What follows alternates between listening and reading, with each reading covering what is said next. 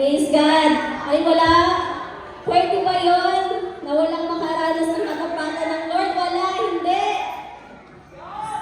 Ayun, pilipat na si Mami. So, amen. Sige po, before tayo mag-proceed sa ating worship service, may we invite everyone, let's take a pause to thank the Lord. Sige po, pwedeng tumayo ang lahat. To think kung ano yung kabutihan ng Lord for the year 2023 and moving forward. Let's take a pause to thank the Lord. Isipin natin yung mga bagay na even though hindi maganda sa paningin natin, but sabi nga, let's praise the Lord. Kahit anumang to, no? Minsan, hindi maganda sa paningin natin, but the Lord is doing something great. Amen. Sige po, let's thank the Lord. Maraming tayo dapat ipagpasalamat sa Panginoon. For the year 2023, I will give you 2 minutes to thank the Lord.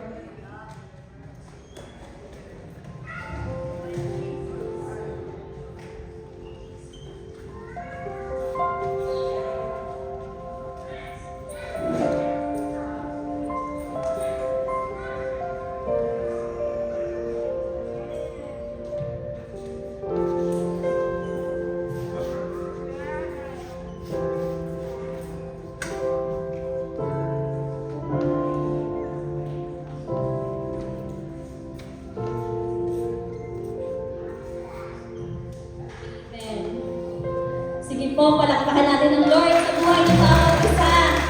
Grabe. And bilang parating ang year 2024, we will expect more sa gagawin ng Lord sa buhay ng bawat isa. Amen po ba?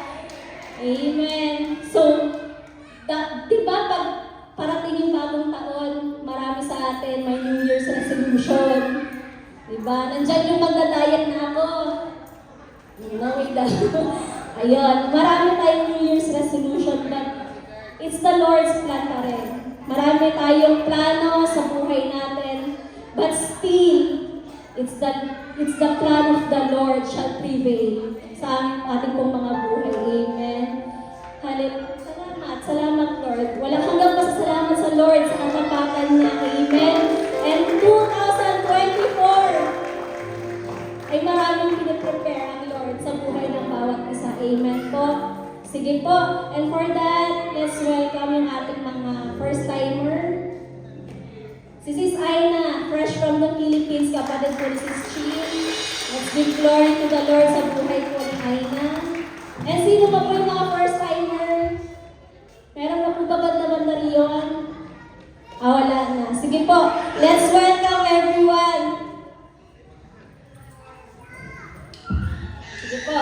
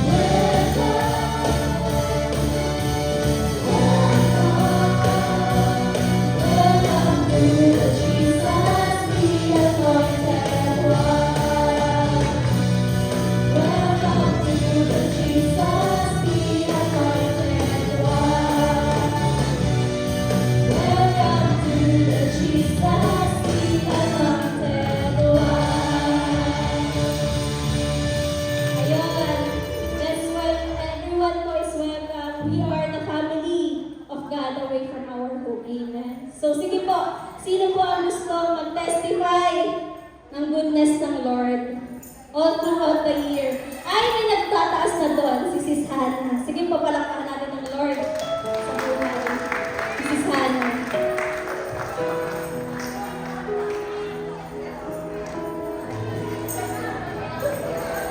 Ayan,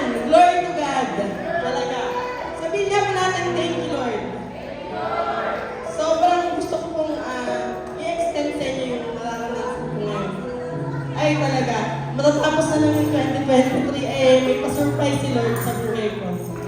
Talagang sobrang grateful yung puso ko, overwhelmed. Ano pa ba? Full of gratitude. Sobra, talaga. Nagbunga lahat ng... Ano yung kinanta namin nila Bro Jerry sa LG? Yung... Your goodness is running after. It's running after me. Pilit kong tumatakbo, lumalayo, pero talagang hinahabol ako ng Lord. Hinahabol ako ng pagpapala at pagpapala. Gusto ko po share sa inyong lahat, ay ano pala muna, umpisan ko yung testimony ko sa hindi lahat ay nakakakilala sa akin, hindi alam ay lahat yung aking pinagmulan. Ako po ay napaka-bait na bata. I'm full of stubbornness. I'm doing everything that I want na from my knowledge only. Lahat ng bagay, lahat ng makamundong bagay ay ginagawa ko. Naayon sa desisyon ko, wala akong pakialam sa lahat ng nasa paligid ko. Wala akong pinapakinggan kundi ang sarili ko. Pero, dumating sa point na sobrang lugmok na lugmok ako. At may isang tao na nakapulot sa akin sa kangkungan. At yun ay si Brother Jerry. Ayan. Dinala niya ako sa Courageous House. Pilit nililinis, pilit pa rin lumilis. And then, talagang hindi na siguro kinaya kung ano ko ng katawang lupa ko. Sumurrender ako kay Lord. At naalala ko nung nag-attend ako ng MGR, yung pinulugan ko isa, ano ba yun? Yung career, yung work at saka promotion at saka work, ganyan. Ay, hindi ko naman na nga ina-expect kasi nga ako nagdadalang blessing. So, ang plano ko na lang talaga ay umuwi ng Pilipinas. Pero hindi ako humingi, although nandun ako sa bahay nila Brother Jerry, na may mga taong tumutulong sa akin, hindi ako nagsasabi sa kanila na may mas malalim akong problema. Kumbaga, kinakaya ko pa rin sa sarili ko na siguro naman ay kaya kong pag-ipunan yung bagay na yun na dapat kong ayusin. Siguro naman ay kaya kong tumunan pa sa sarili ko lang. Eh, hindi ko naman talaga nakaya. Matatapos na ang 2023. So, nagsabi na ako, may pinag-operan ako na tao. At ayun nga, gusto kong i-extend sa inyo na kinausap ko yung amo ko dati. Pero first nag-open ako dun sa aking tatay-tatayan sa bahay. So, walang kaabog-abog, walang dalawang salita. Binigyan niya ako ng pang-ayos ng papel ko. At nung itinawag ko yun sa amo ko, hinerpulit ko na ako.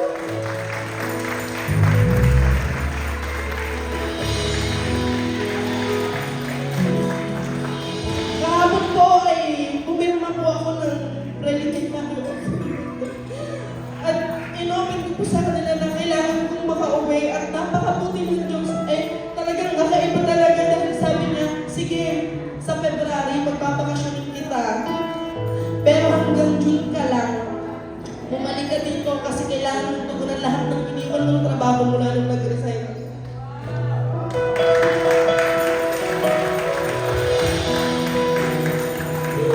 Grabe lang kasi hindi ko naman na-expect. Gusto ko umuwi na lang ng Pilipinas. Pero ito pa rin, in the back of my head, I'm thinking, paano naman ako? Paano naman yung mga anak ko? May isa na po akong anak at si baby.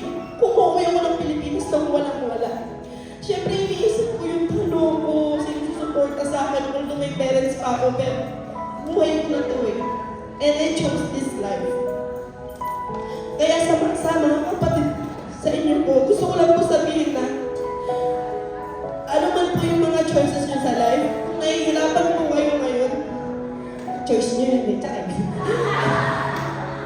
hindi po. Talagang tiis lang po. Ako po mga pangalan ko'y Hannah, but I'm not praying like Hannah. I'm not. Hindi ko po sinasabi na perfect ako, hindi ko sinasabi na malinis ako. At wala akong karapatan tumayo sa harapan ko. Pero, grabe ang grasya ng Lord sa buhay ko. Hindi na tinapos yung 2021 na hopeless ako. In this world full of hopelessness, I found hope. So, ang sarap sa pakiramdam i-share. Kasi, ano man yung ibinabato sa inyo, ano man yung panulis na sa inyo, iisin nyo lang. Kasi, ang kakampi mo si Lord. Manahimik ka lang, tanggapin mo. Kasi ang kakampi mo si Lord, kumikilo siya sa buhay natin. At gusto kong i-grab yung opportunity na ba para mag-thank you sa mga tao na hindi sumuko sa akin. Si Ate Loretta, si Brother Jerry, syempre. Si Pastora Ate, si Pastora Nika. Hindi ko alam kung gaano sila naglulumuhod sa Lord para ipag-pray ako. Kasi para siguro habang naglalaga sila ng baka, pinag-pray nila ako kasi sobrang tigas ko talaga. At may isang tao talaga na special thanks din kay Tatay Marcelo at saka doon kay Engineer kasi talagang sila yung ginawang instrument ni God. Hindi nyo din naman talaga aakalain kung sino yung mga tao gagamitin yung instrument ni God. Magugulat na lang talaga kayo. Sobrang indescribable yung ginawa ni Lord sa buhay ko. So, at sabi niya ni Pastora Cathy sa nakaraan niyang preach, last week, I am not my past. I am God's beloved. All glory to God. Thank you, Lord. Thank you, Lord. Sige po, palakpakan natin ng Lord sa buhay na sa natin. Truly, the Lord is our waymaker. Amen. Nasa tingin natin wala na, but the Lord will make His way. His beautiful way. Amen. Sige po, let's proceed po sa ating pong worship service. Lahat po ay tumayo. And let's give the best clap offering to our living God, the faithful God, the amazing God. Hallelujah. Hallelujah. Can we shout? Hallelujah!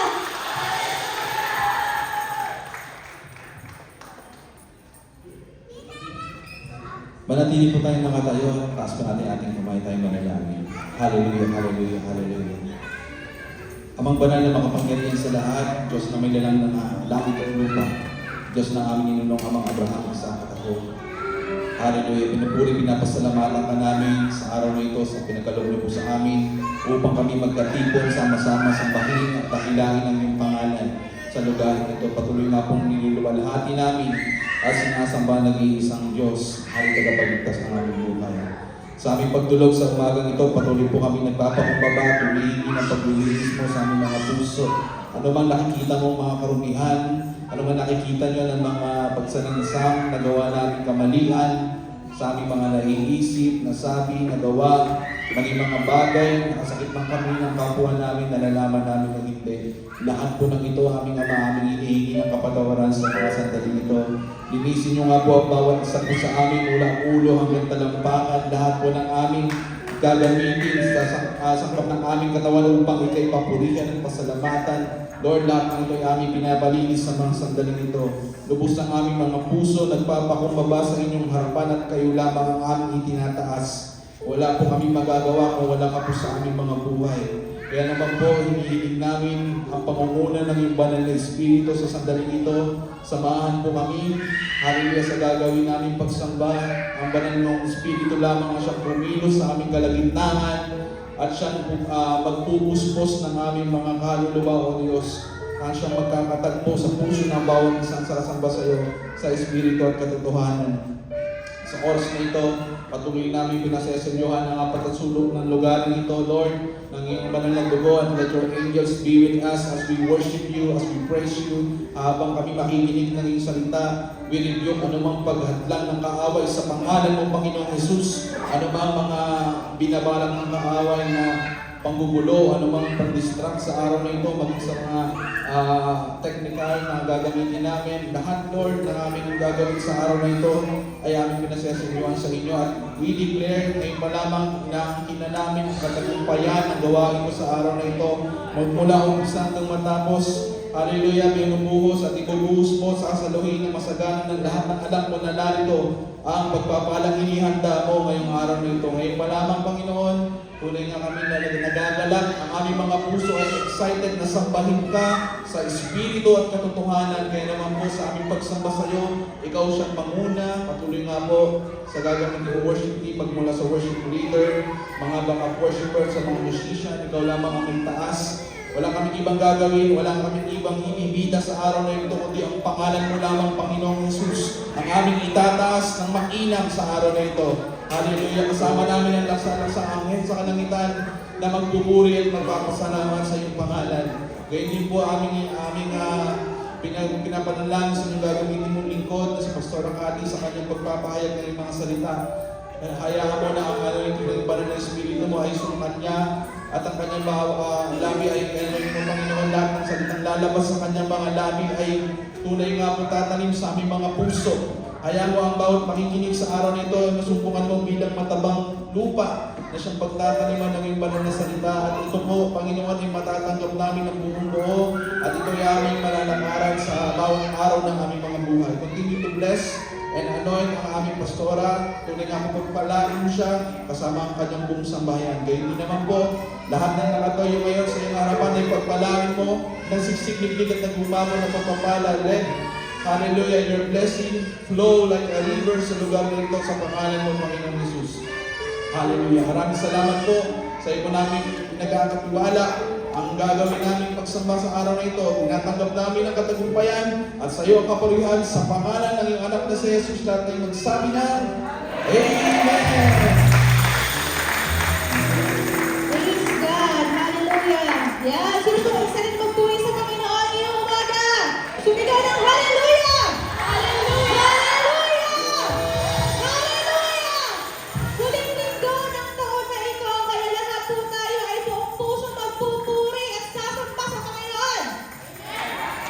Amen. Amen! Tama ba? Pumalakpak ng malakas. Ng malakas.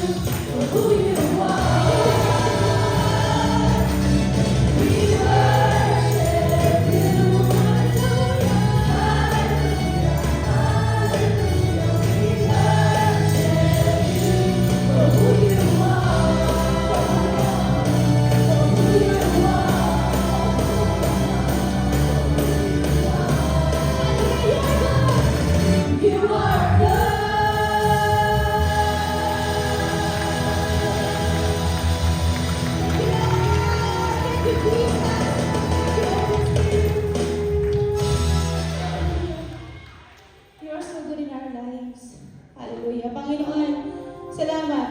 Salamat o Diyos na kanina pa lamang sa mga testimonies o na narinig namin. Grabe. Grabe. It is so evident that you are so good in our lives.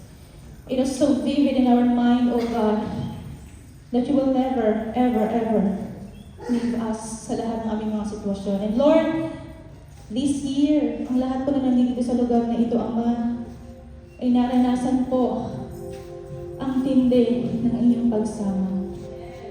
We fail you, but you never fail us. We forget you, but we are never forgotten, O God. Kaya Lord, sa umagang ito, ano man po ang aming pinagdaanan at pinagdadaanan, just continue to remind us, O God, you are with us, that you are the same yesterday, today, and forever. Hallelujah. And this morning, people of God, let us continue to worship God. Kung ano man ang pinagdadaanan mo, ano man ang nararamdaman mo, maybe you are in pain, I don't know. Maybe you are lost, I don't know. But only God knows your situation. Dahil ang Diyos lang ang nakakaalam. And that His presence is enough for you.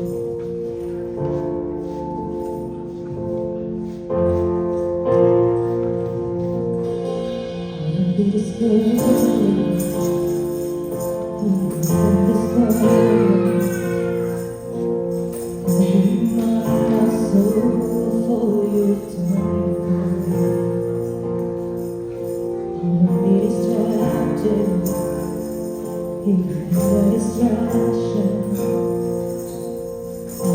Trust the one who is greater than us. I will trust the one who is greater than us.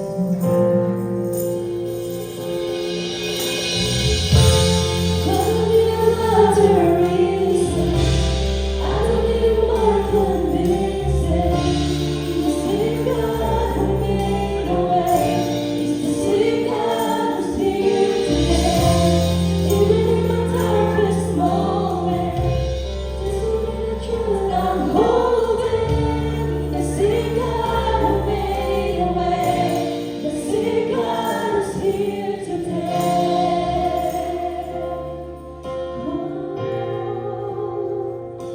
I'm only shaking, even when I'm shaking.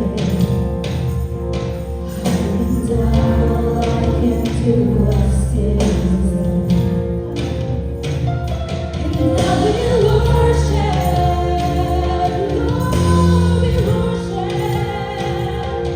I will wait until it comes with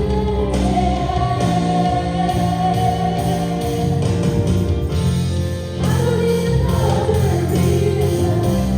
I don't need more convincing.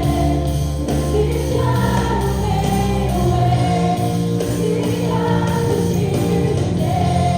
Even in the darkest moment, this will be the truth I'm holding. The same God who made a way, the same God who's here today. I don't need another reason. I don't need more convincing. The same God who made a way, the same God who's here today. Even in my darkest moment, you feel the truth I'm holding. The same God who made a way, the same God who's here today.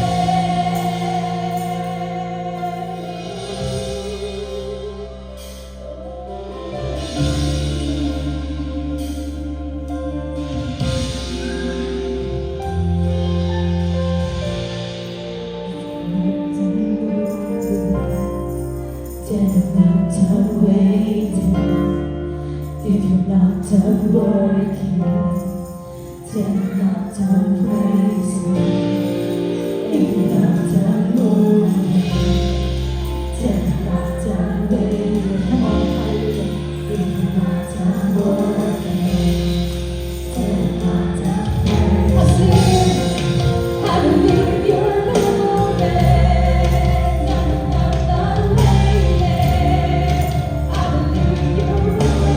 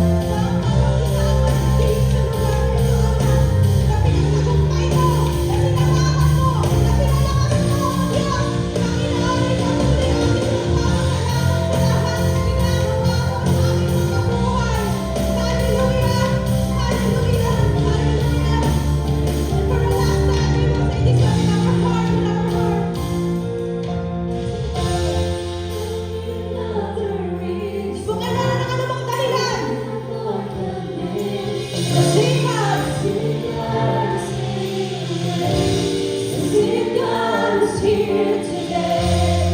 Even in the darkest Para sa pinakamatinig mong sitwasyon at pinakamahirap na sitwasyon ng Diyos ay nasa iyo. The same God who made a way, the same God who's here today. Never need another reason. Sabihin kayo sa Panginoon na walang dahilan, walang anong bagay na makakamiling para sa iyo na magtawag sa tayo ng gano'n ng Diyos sa buhay mo. Same God who's here today. Even in my darkest moment, there's something I should have wanted. The same God who made a way, the same God who's here today. I don't need another reason. I didn't like what please them. The same God who made a way, the same God is here today. Even in the darkest moment, this was as I should have wanted. The same God who made a Dahil ito ang way, Diyos na the tumulong, same God who's sumasama sa atin. even in the darkest moment, this moment I should have wanted. The same God has made a way, the same God is here today. Jesus. Come on, give God for the best of our praise. For the Lord of Lords and the King of Kings. Hallelujah. Hallelujah. Hallelujah. Hallelujah. Hallelujah. Hallelujah. Jesus, we say Jesus. Jesus, Jesus, Jesus.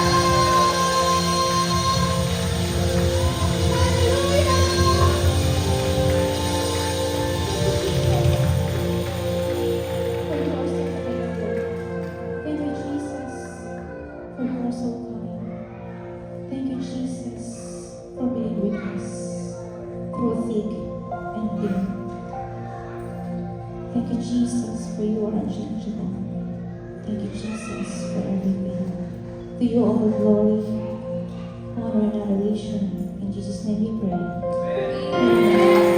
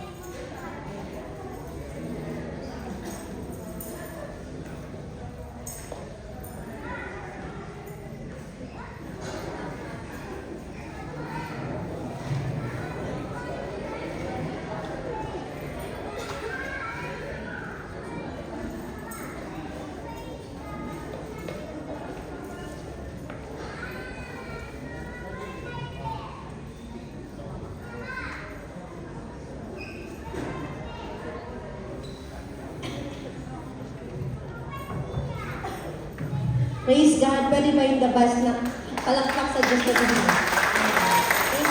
The best. The best. The best. Come on.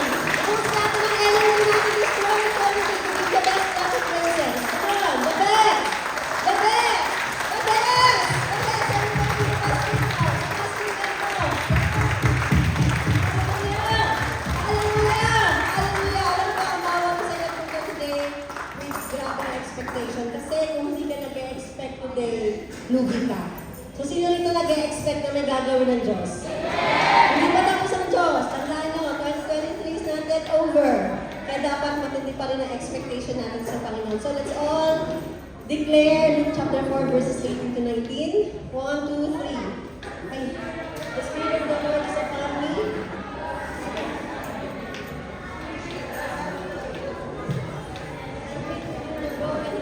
To preach deliverance to the captives and recovering of sight to the blind, to set at liberty them that are bruised, and to proclaim the acceptable year of the Lord. For our God, His name is Jesus.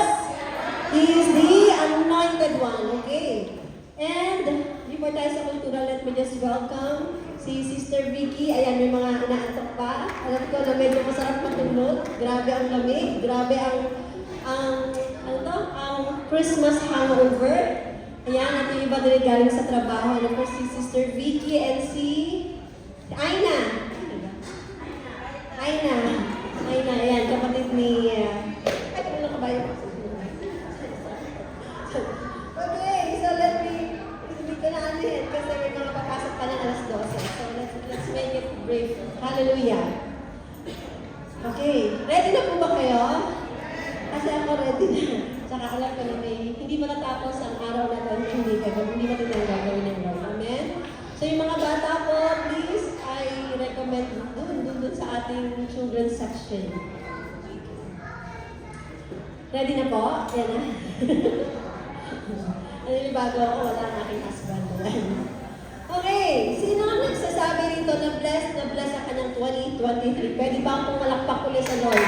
Yung pagkalimit ako, hindi, ang ginawa ng Diyos for 2023. Yan. So yung iba, kasi parang daming naging issue ng 2023. Yan. Kaya siguro hindi nakapalakpak. Okay, so this year, napakadami pong nangyari, no? Medyo magre-recap ako ng konti. This year, marami sa atin ang nakarating dito ang kanilang mga pamilya. Amen? Pwede bang itaas ang kamay ng mga this year is nakarating ang kanilang family dito sa UAE? Diba? Dami 1, 2, 3, 4, 5, 6, 7. Ayan, grabe diba? And then this year din, I think marami rin nagka-baby na buntis. At tumayo din mga buntis. At may humabol pa, diba? Kailangan niya kasi yung isang humabol. Basta. Okay? And then, marami rin ang nakabalik from Pinas. Diba? Si Tita Ellen at si Tita May. Absent si Tita May. Where's Tita May? Ayan. Sabihin niyo nag-special mention ako kaya bawal mo sa okay? And then, this year din, in-upgrade tayo ng Lord sa new place na to. Amen? Ano ba? Okay. At meron din mga ikinasal. Katulad ni Brother June and Sister Laoni. Maraming na pong friendship, di ba? Yung mga bonding natin during the Christmas presentation, maraming na pong relasyon. Hindi lang naman yung boyfriend-girlfriend, of course, yung talagang family relationship. Okay?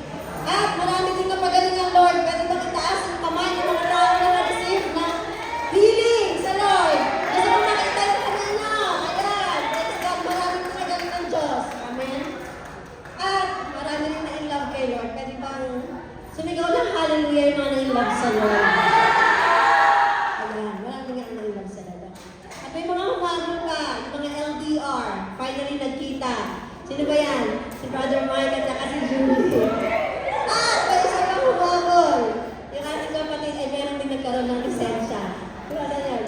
Si Brother Richie na yesterday ay pinag-drive na po natin yung praise God. Yan. Napakadaming ginawa ng Lord na maganda. At alam ko, hindi ko man, alam lahat ng mga kanya-kanyang stories but you have your own testimonies for this year. Pero, you would agree with me na this is not really an easy year. No? Hindi naging madali ang taon na ito dahil maraming nawalan ng work, maraming iniwanan, maraming saktan, maraming mga alitan sa family, sa mga bahay-bahay, sa mga flat-flats. Pero after naman ang mas lalo tumitindi ang pag-uunawa, pagmamahala ng bawat isa, diba? Pero guess what? This year, maganda man o hindi para sa iyo 2023, may papaalala sa atin ng Lord today. Ready na ba kayo? Okay. At ang pinamagatan po natin, saan ba dito? Dito? Dito. Sorry ganda na tayo, balik tayo dito. Diyan daw, ayan. Yan, sabihin mo, let go. Let God. Ulitin mo, with conviction, let go. Let God. Isa pa, let go. Let God. Ano kaya ang mga pinapago ng Lord? Ready na ba kayo? Sige, makikita po natin. Makikita po natin ang ating, ito pala malaki. Ayan. Makikita po natin ang ating verse sa ating text for today sa Isaiah chapter 43 verses 18 to 19. Kahit kaya to? Sorry naman ako naman. So let me, hindi ka alam. Ayan, sige.